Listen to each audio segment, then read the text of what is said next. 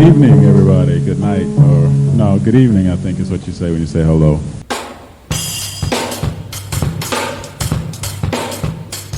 Talking Dirty with Maestro. Not just numbers, not just stats. it's about what they mean. Oops. Maestro.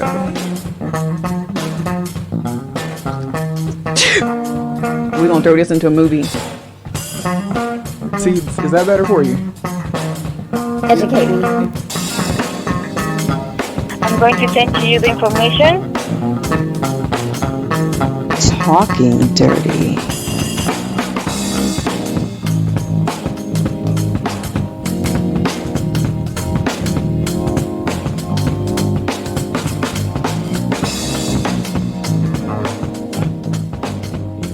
Hello and welcome to this episode of Talking Dirty with your boy. Me. And we're going to keep on the recruiting train here, as we've been talking about for the last few weeks. Really love what everybody's been saying. Don't worry, I'm going to catch up with all of you. We're definitely going to be able to explore what you all have been thinking and what we'll be able to see how it plays out. Season 2. Cooper Flag to the originators. It sounds like a really great situation. I'm going to leave the platitudes out of this and just get right to what kind of team Cooper is going to. As many know, he's going to work with probably one of my favorite coaches in all of SimWorld Hoops. I know I can hear my boys give me a yeah right now, but I think I've been pretty clear since my debut in SimWorld Hoops how much I appreciate the work of Coach Dodge and what is brought to the table with their leadership. Here's a team that was top 10 in rebounding, top team in total rebounds, points, assists. Just you name it, her team was in the top of it if it was something good, and the bottom of it if it was something bad. I think I made no secret that I thought they were my odds-on favorite to take the championship last year. Probably my fault they didn't. So, on me. One thing that I'll say for Cooper going to the originators, there's a lot of talent already there, but you're going to a coach that already knows how to use bigs. Insert Ilgauskas' name here. But primarily what coach is going to bring out in his game is his awareness and IQ. And by that, I mean, coach was able to move her team in flexibility throughout the season. It was never one strategy. It was never one approach. It was never one system. And that says a lot, not just about the coach, but it says a lot about the team that's able to play under a coach like that, because not everybody can. We know the type of talent that was on the team last year. The aforementioned Ilgauskas, of course, DJ Wagner, which was an extension of coach on the floor. And when you get those sort of magical moments and those sort of things happening, there is no limit to what can be achieved. This particular dance coming into season 2, Cooper's going to find himself being able to be used right away, because that is another staple of what Coach Dodge brought to the table. And that is a balanced attack from the bench. When you're able to get that, but not just get that, but be effective when you get that, you are a dangerous team. I know. I'm already hearing the rings of what happened toward the end of last season. So let's talk about that real quick. End of season was playoff time, even before the playoffs started. A lot of teams were playing desperate and playing for their lives. The originators ran into a couple of those teams, and teams that many thought the originators were going to sort of take the game, as it were, prove the parity of the league, which speaks to not only the coaching that is happening across the league, but the talent that is happening across the league. I can't imagine that being a normality of any sorts under a coach like Coach Dodge. I can guarantee you And if I'm wrong, I'll eat it too. But I can guarantee you, coach has already gone to the drawing board, drawn up some plans, some ideas, some sort of tangentially elongated strategies. So there can be a system in place that will allow the originators to move forward in a more fluid manner, but still utilize all those elements that coach brings to the table and how she gets the best out of every single player off the bench. So, Cooper, you're going into a great situation. Totally cannot wait to see what's going to happen with that.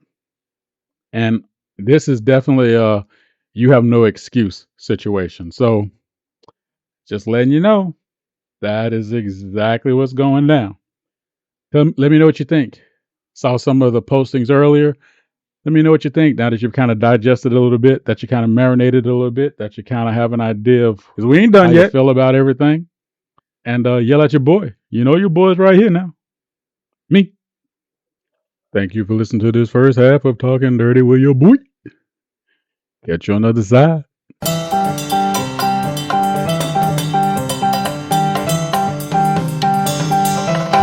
Thank you for listening to the Maestro. Want to get involved? Bring it. Drop in discord.gg/SimWorld Hoops. If you have the brain, join as a coach. If you have the game, join as a player. see the game, be the the game. game. Now, back to the Maestro. Maestro.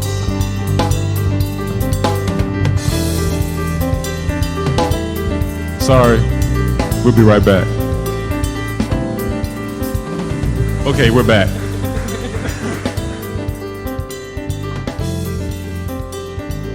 Hello and welcome back to Talking Dirty with your boy. Me. Let's go and get into it. More on shot blocking. Thank you, Coach Pope. Can't wait to get you out of my life. Don't you have a season to get ready for or team to coach or something? Bothering me, bothering your boy. I'm just playing. That's what's up. I love it. Let's talk about shot blocking with leverage. In other words, you have the height, you have the length, and you have the quicks. So that means you have everything on your favor, plus you have the quartered leverage against your man. And what I mean is you're quartered into their shot hand. So if you're a right hand shooter, what am I doing? I'm quartered with my left foot and my left hand, not forward toward the ball, but straight up. Believe me, that little bit of difference, those 12 degrees makes a huge difference to the sight line of the person you're defending. So if I quarter with you, as you go up, I jump into my quartered hand. I'm already there. And if I have the height and I have the length, your shot is blocked. You just don't know it yet. You're actually going to shoot it right into my hand. And I'll get credit for the block. That is when you actually have the chance, when you have leverage, it's easier to do what? When they go up, I go up my quartered hand. I bring my opposite hand, my weak hand in support. I actually snatch the shot out the air as if you passed it to me. Again, understand your player's tendency. Are they shooting? Is it a fake? Did their knees flex? Are their heels still on the ground? One move that cats used to do was they would raise a leg as if they're going to jump, and they would raise one leg because another foot had to stay on the floor, and they would do that. Believe it or not, if players who do that, it is so easy to get a steal off them because when they do that and their foot is off the floor, they're off balance. If you swipe at the ball, they try to get their foot back down. You can get a travel out of them, if not get a steal, or if not get both. So again, this blocking with leverage. Know your player's tendencies. That's the key. Film study is the key in this whole particular thing because everybody takes their shot angle different. Everybody takes their shot approach different. And you need to know what it is for each player. See what they do and then see what happens in real life. Again, I put it in context for you again. The idea of what Bill Russell talked about. He would study you on film, but he would also study you in a game. He would allow you to do your move and even sometimes allow you to get away with your move a few times because he knew he would stop you when it meant the most. And that is exactly what it takes to know your game and know the game of the person you're going up against. So the idea here is if I see my player and I know they primarily shoot with their right hand, we'll talk about shooting and rotation, that stuff. That's a whole nother pod set. But I know that person shoots with their right hand. I quarter with my left hand against their right hand. If I have leverage, means I have height, length, position. I now am effectively blocking the shot, and I've not left the floor yet. If you want to do what's called a late quarter, I'm sure it has many other names too, but a late quarter, which means I want you to take the shot because I want to block. I don't come up as strong with my defensive position at first. I might stay quartered. What I do is I keep my hands low hand position, maybe out to my side. As you go into your shot and you leave the floor, I then jump not toward the ball, up into the arc of the shot, get the block that way.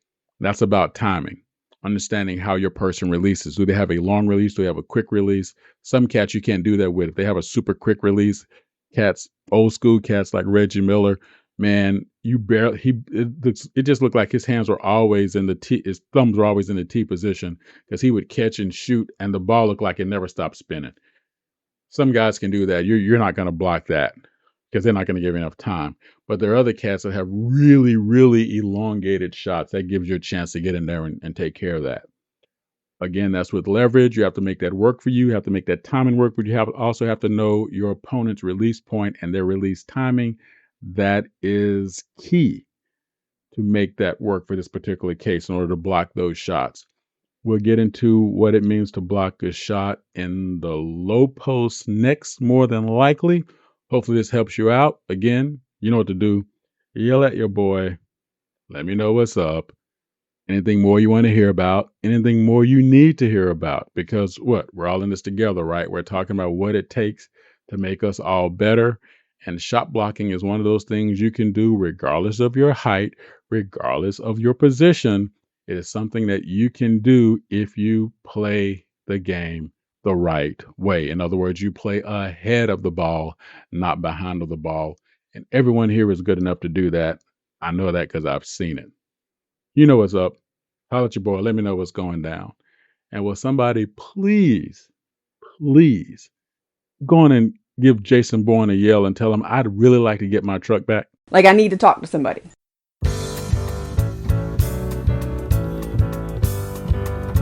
Thank you for listening to Maestro.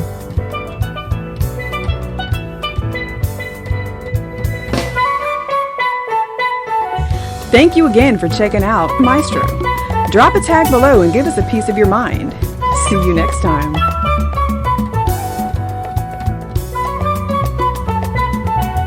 Well, thank you for your time. Have a wonderful day.